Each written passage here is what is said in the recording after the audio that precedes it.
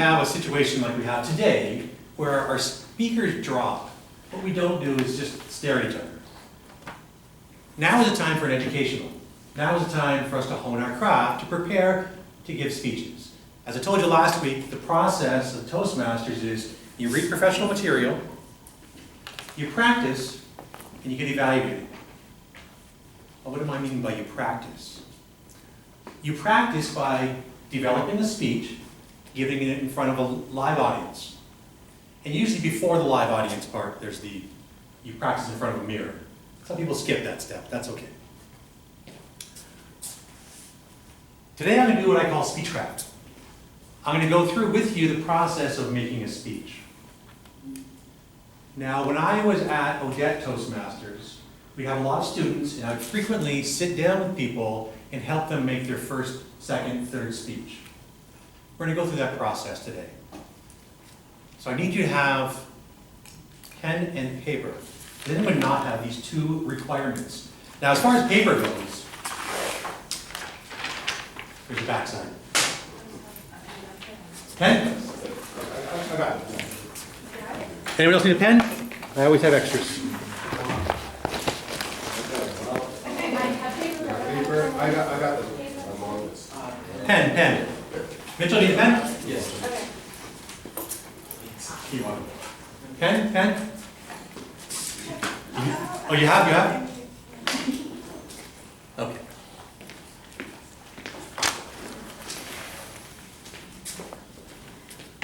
We all have cloud 9 now. Ollie, can I get this raised? I believe so. I'm not familiar with this room, but Oh, never mind. there's a button. Okay. There it is. Okay.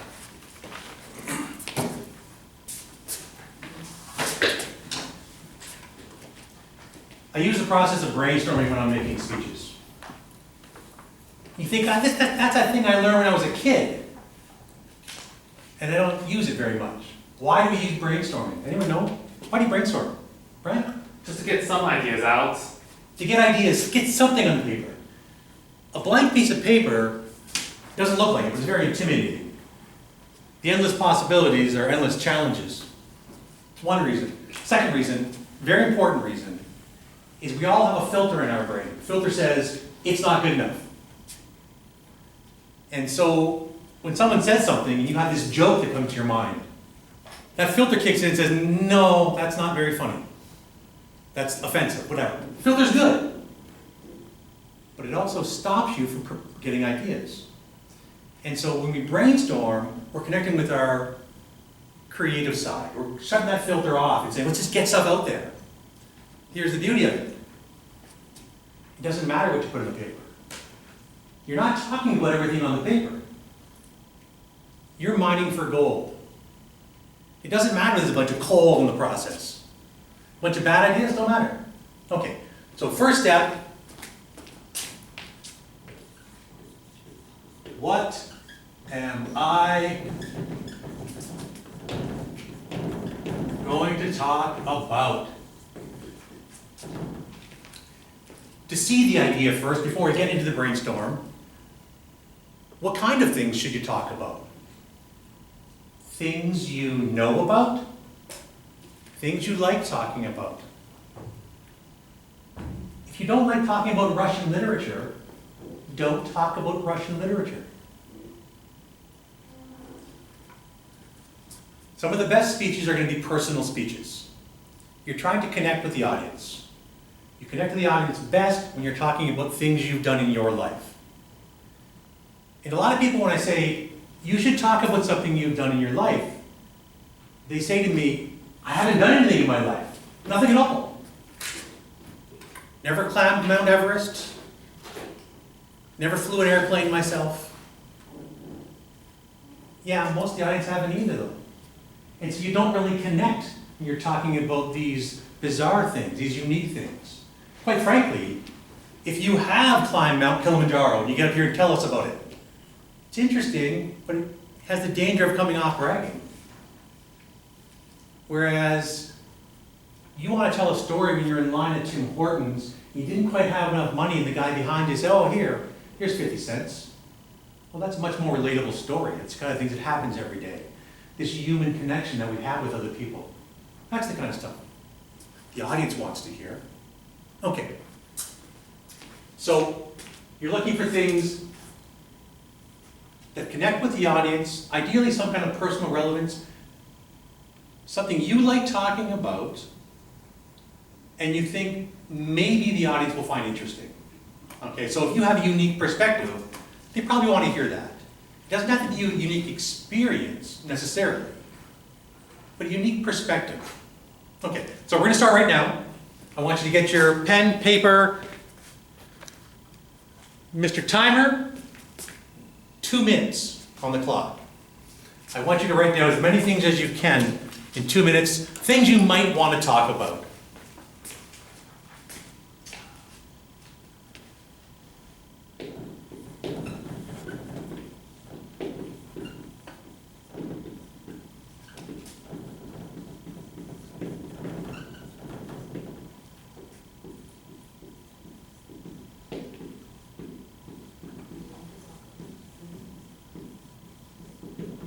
Just ideas, doesn't matter how you phrase them. You don't have to explain them, just write.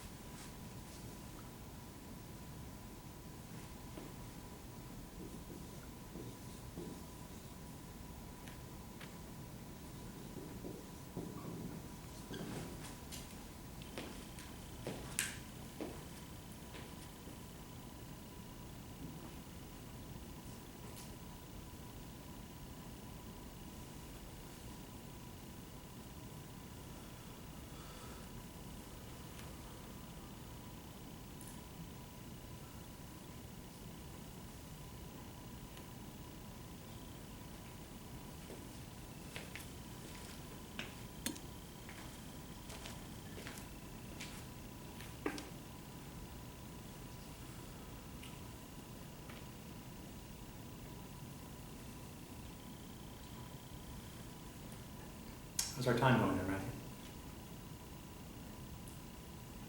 31 seconds. Oh, good.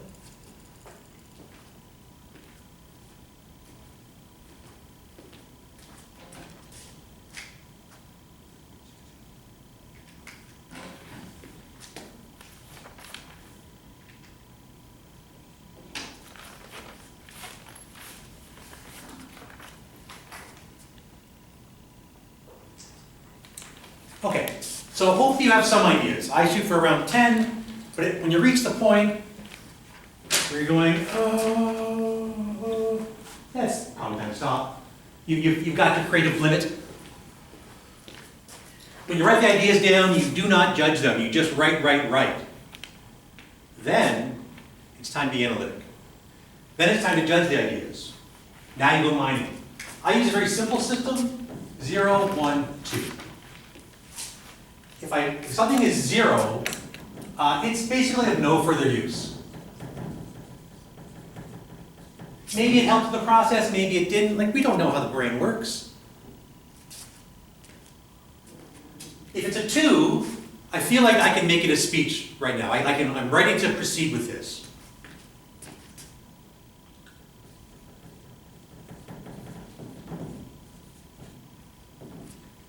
If it's a 1, there's something about it I like, and something about it I don't like. Maybe the speech is too big, maybe I don't feel like the audience is going to match it well. I'd have to modify the idea to make it work.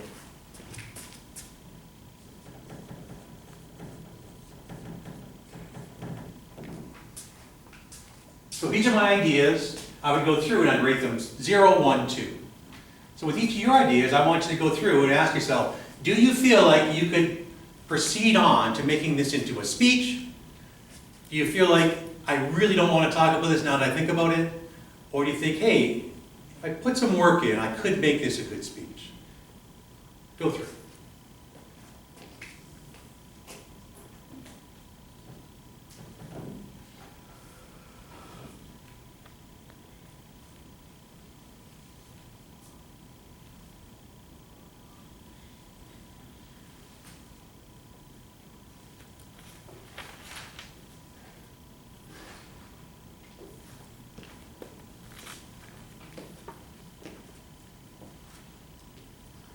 Relying on both your intuition and your reasoning here.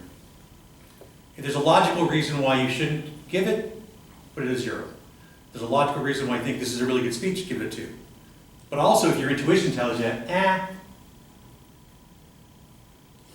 or you have this good feeling when you look at it, put a 2. Something inside you wants to talk about this. Trust your intuition. Okay, so you've got them rated. And you're focusing on the 2s. I suggest you keep any of these brainstorming sessions that you have. Keep them in a book. At very least, keep the 1s and 2s. Put them aside. Many years ago when I was starting Toastmasters, this is what I would do. When I was mining for ideas, I would do this, and then I would store them in a book. And after a few speeches later, when I'm feeling dry, I'd go back and I'd look at my book. Oh yeah, that's a good idea. I can talk about that. You don't have to redo the process every time.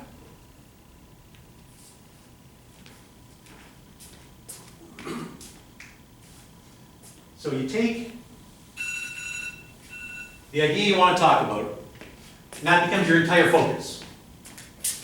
Okay, so my idea was a story .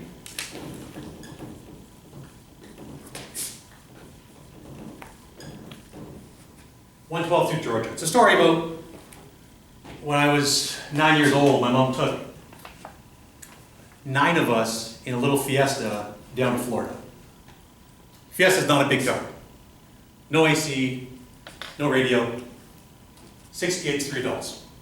Anyways, this is not a speech yet though, it's just an idea. What I want is a message for the audience. If you're up here giving a speech, there's a reason for the speech. You should have some kind of message. If you hear someone's speech, and I talk to you the next day and say, what was the speech about? You should be able to tell me in a sentence. This is what it was about. That's your message.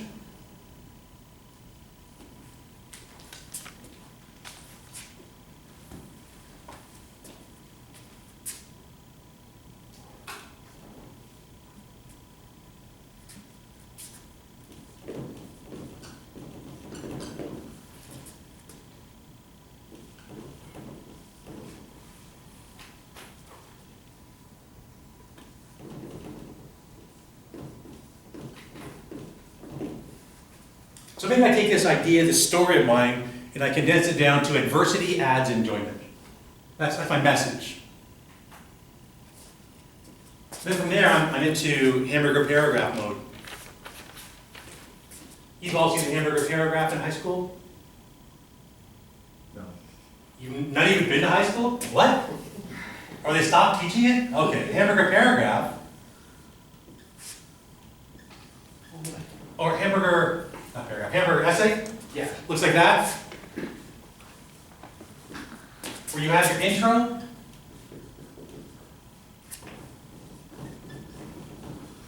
Conclusion. 80% of your speeches are going to look like this. Your introduction, you start off with some generalities. The message, it doesn't have to be worded exactly like this. The message usually goes here. You warm people up to the topic. If I just come out and say this, you're not ready to hear the message yet. Now with a story like this, I might change the format. It might be different. I might just go into the story and be halfway through before I start reflecting on the story.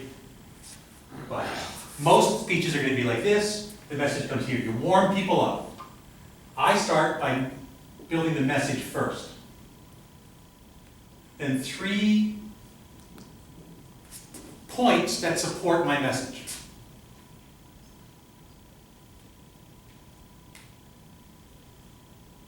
build their intro first. You don't really know where you're going yet. I've heard a lot of speeches where they start with their introduction, they say, I'm going to talk about X. Then they go on and talk about Y and Z instead.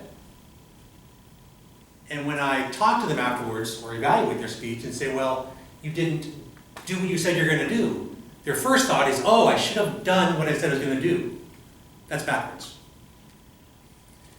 The body you made, that's what you want to talk about. You know that. Don't build your introduction until you've made your body, because you don't know what you're introducing yet. That make sense? Okay. You build your body, you make your introduction, you make your conclusion. You can't conclude until you know what you've said. Okay, the conclusion is more obvious, but the intro is not obvious to people. Build it after your topic sentences. Once you have your 3 main points, you either want to write down some content there, or simply take that outline and practice. If these are things you know about, you can probably fill it in. We speak differently than we write. And if you write your speech and you deliver what you wrote, it might sound artificial. Whereas if you just make the points and then practice filling them in on the spot, you're going to sound more natural. And that's what you want when you're up here. You want to sound natural. You want to connect with the audience. You don't want the perfect words. Those don't matter. You want to connect with your audience and get your idea across. If you struggle with making a speech, you can always ask anyone on the executive for some help. I'm more than willing to sit down with people, have a coffee, take 45 minutes, go through the process, and I can help you make an excellent speech. Everyone here at Toastmasters wants everyone else to succeed and reach their goals. Become an excellent communicator. I hope this framework helps you. Again, 80% of your speeches are going to be like this. There's going to be some that don't. That's okay. You don't have to follow the rules. But 80% of the time you should. Back to you, Madam Toastmaster.